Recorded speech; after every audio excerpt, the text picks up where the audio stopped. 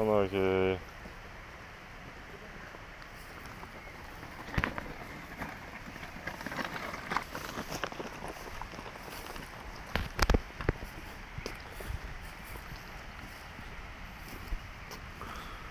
Mekka, sekka.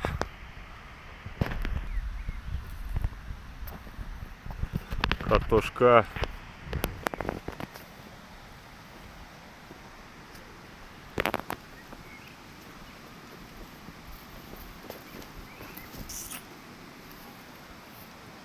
Bitti. Arkadan çıktı.